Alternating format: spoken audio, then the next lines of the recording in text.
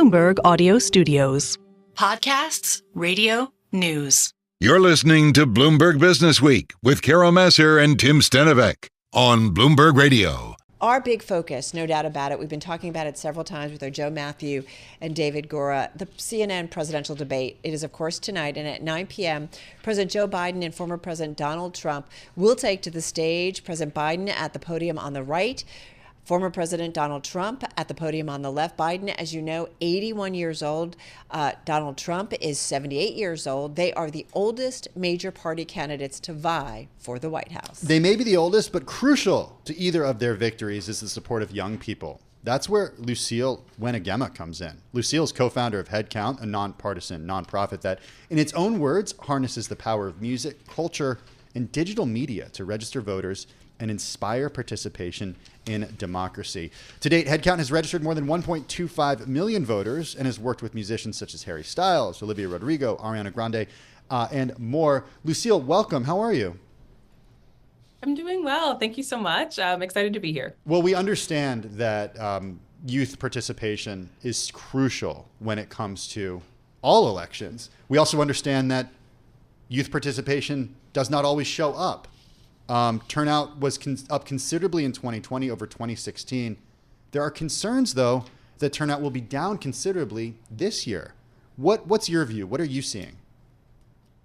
Yeah, absolutely. It's really important to frame the conversation. You mentioned 2020. That was actually a record-breaking year for young people. So the most registrations for young people and the highest turnout ever, like in recorded American history. So when we're talking about the last presidential election, it was really a record maker for young people. And so if that's what we're kind of touching back to, of course, we're really optimistic, hoping to hit that. But yeah, young people are not super satisfied with the choices ahead of them, not necessarily just because the folks are older, but on a variety of different sort of issues and approaches. And so a lot more of them, from what we're finding, are focusing on other parts of the ticket. So things that are a little bit closer to home. So does that mean when it comes to the presidential vote that they'd rather say, I'm out, and just look at other things down ballot or different issues to vote on and just kind of back off of who might be in the White House ultimately? I wouldn't say that they're backing off. I think they're really just assessing the options, right? I think they're looking the same way that we are. And there's some time between, now and November. As y'all mentioned, there's a debate tonight. They're really looking to hear maybe if there's something new there, something that they haven't heard, something about that dynamic that might kind of move them forward. And for young people, it's really more about participation, right? Who is going to kind of move the needle forward? And of course, the president is a big part of that. But it's not just the presidential, right? It's even just here in New York, where I live, there was a local election for a few congressional seats. And then there's, of course, the local stuff. So I think they're really conscious about everything on the ballot, but they're really kind of watching to see what resonates with them. I do also wonder, is a younger voter willing to do a vote against someone rather than a vote for someone? Like, I wonder, just what's in the psyche of a younger voter. I don't know if you guys have done any polling or like in talking with, the younger voting group, if you will. Like, I just wonder, is there kind of how they approach it? Yeah, for sure. One of the really beautiful things about Headcount is we're kind of all over the country. We've got over 60,000 volunteers, and we're all talking to young people sort of day in, day out about what they're thinking and sort of where they are. And young people are both for something and against something, right? Like they're making all the kinds of choices that we are. By and large, young people are quite hopeful, right? They want to see the change that feels possible for them, not just in their neighborhoods, but nationally as well. They're really linking domestic issues to international issues and being really thoughtful about that. I think there's a lot of conversation about, maybe protest votes or anti-votes instead of being pro something. And of course, that's definitely a topic of conversation. But I think young people are savvier than we give them credit for. They're consuming a lot of media in different ways, different forms. It's not necessarily, the 3 cable networks that, some folks grew up with. They're getting their inputs from a lot of different places, but it doesn't mean that they're not tuned in. It doesn't mean that they're not watching. They're just watching it a little bit differently and making their decisions that way. I'm wondering about where Gaza fits into this. We spent a lot of time when school was still in session covering the protests that were taking place at college campuses. And one thing that we realized was, as these were ongoing, is that even though there were lots of visible pictures of young people protesting, the administration's policies when it comes to its support of Israel and what Israel was doing and has been doing, when you actually poll these voters, it's not necessarily in their top 3 or 4 issues that they're concerned about and that they're going to vote on. And I wonder if you see that when it comes to young people in your experience, that they're more interested in the economy, in inflation, than they are in foreign affairs. Yeah, I would say that that tends to come up for us as well. And young people are not single issue voters in the way that most Americans aren't either. Usually there's a whole variety of things that they're talking to us about when we're interacting with them at concerts, at music festivals, community events, all the places where we're talking to young people, both in person and then, of course, with our digital campaigns. At any particular interaction, we're talking about, the economy, which for young people looks like, can I afford to do what I want to do? Can I, should I be going to college? Should I not be going to college? What kinds of, what place should I be moving to? Young people move 18 months, every 18 months on average. So, they're really thinking about, should I be here versus the next place? What does that look like? And that's what the economic questions look like for them.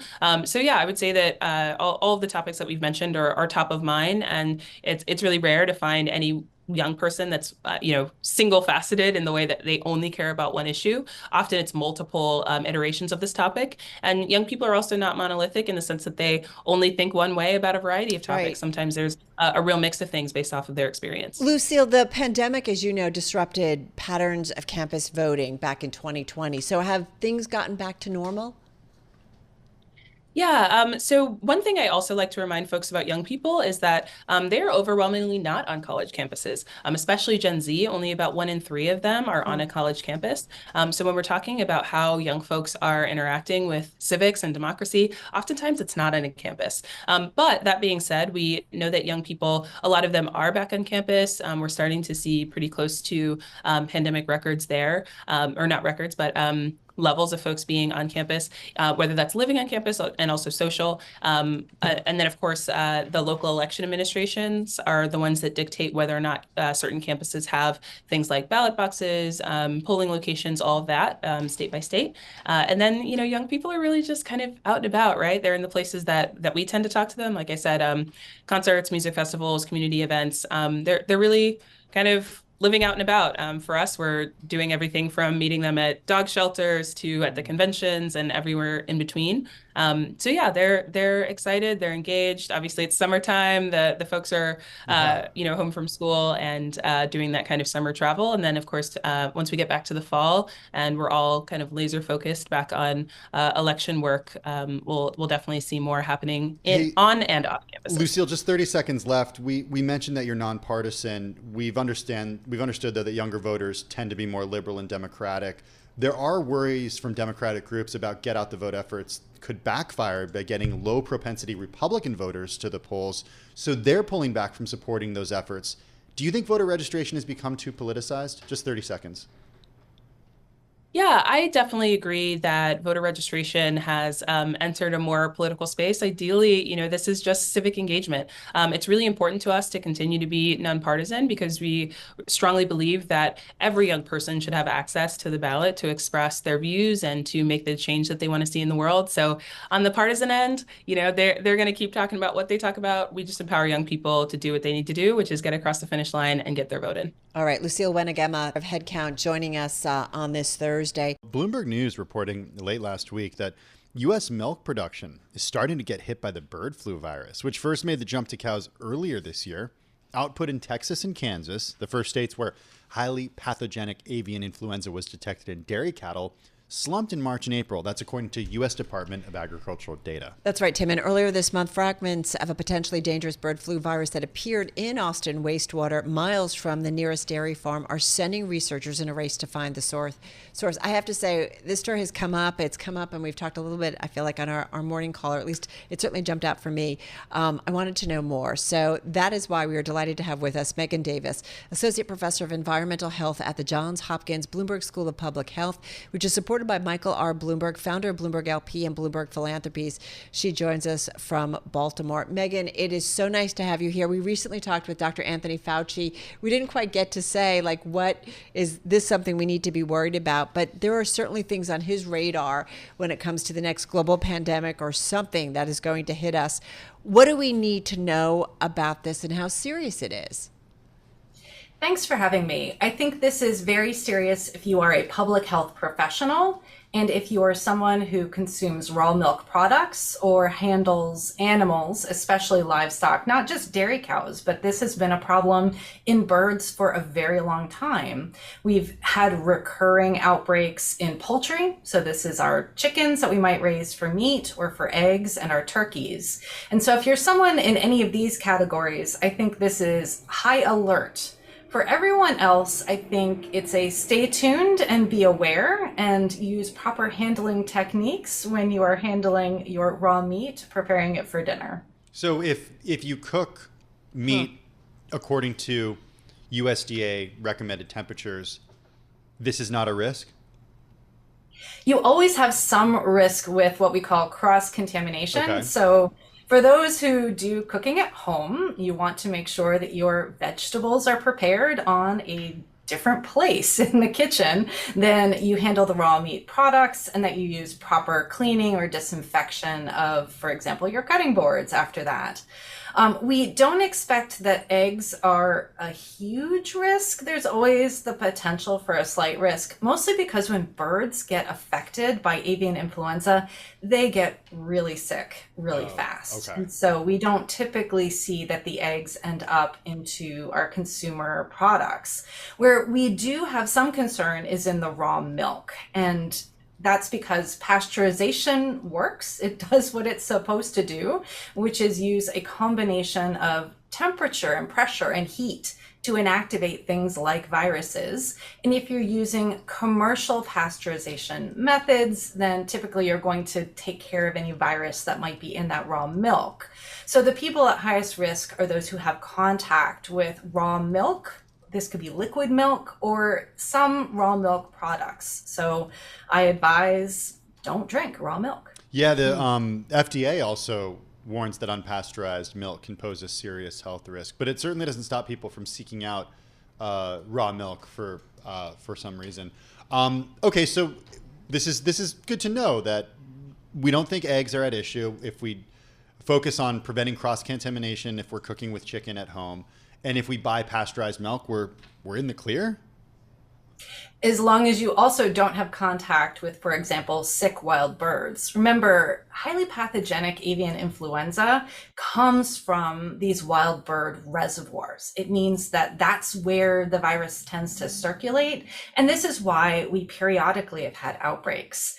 Now, what's unusual about our current outbreak of avian influenza, specifically this highly pathogenic avian influenza that's now in dairy cows, is that it's been around for a while. But it hasn't been in cows for a while, right? We think it's been in cows since maybe even late 2023. Okay. It was identified in March because there were cows on farms in Texas that were sick, and the usual suspects that they were testing for were negative. So they started testing for the unusual suspects and identified avian influenza. So we know that this particular, outbreak of highly pathogenic avian influenza has been basically getting into mammals not infrequently, including marine mammals, and it's had some staying power. It's been around now since globally, we'd say, late 2020 or 2021, and in the US since 2022. Okay, so it sounds like I'm thinking, I know families got chickens up the street. I don't have to be worried about that. Backyard flocks are at risk. Okay. And so certainly people who keep backyard poultry should use a lot of biosecurity and biocontainment efforts. These are fancy words that basically mean you're trying to prevent contact that your backyard poultry have with wild birds that could be reservoirs and carry this avian influenza. So this is what I want to ask you. It's an urban environment. So it's an urban chicken coop. You can pass, the gate. So I do wonder, in an urban environment, are the risks higher? I would say that it's the same. Okay. What your risk is usually from migratory birds, which can come through on flyways, and this can impact birds that might be in both urban settings as well as suburban or rural settings. We should note you're a former dairy veterinarian. So, yes. So one of the reasons you know a lot about this, in addition to being a PhD and working at the Department of Environmental Health and Engineering at the Johns Hopkins Bloomberg School of Public Health. Okay, if people get bird flu, if a person gets the bird flu, what happens to them and how do they get treated? It depends globally. So we do see this around the world, and some clades, some strains are more problematic than others. So there have been cases globally where people have gotten very sick and died from avian influenza. In the United States, we've had 4 cases. All of them have been people who are workers on farms. And so the first in 2022 was a poultry worker who had contact with known positive birds. And the other 3 have been since the beginning of the dairy avian influenza outbreak. And they've all been dairy workers. 2 had pretty mild symptoms, conjunctivitis mostly, so that's a bit like pink eye, but one of them did have respiratory symptoms, and we know that it is possible for this to be more severe. So we typically think with avian influenza of things that are in that influenza-like illness group. And so you think about when you get the flu, what symptoms you have. So it can range from respiratory, clearly ocular, and that's the eyes, all the way to gastrointestinal. So your GI system can sometimes get upset by this too. Okay, but that sounds like what we it's worry about. Yeah, I was going to say what we also worry about is neurologic disease. Yeah. All right, Meghan, thank you so much. Meghan Davis over at the Bloomberg School of Public Health, Johns Hopkins Bloomberg School of Public Health. This is Bloomberg.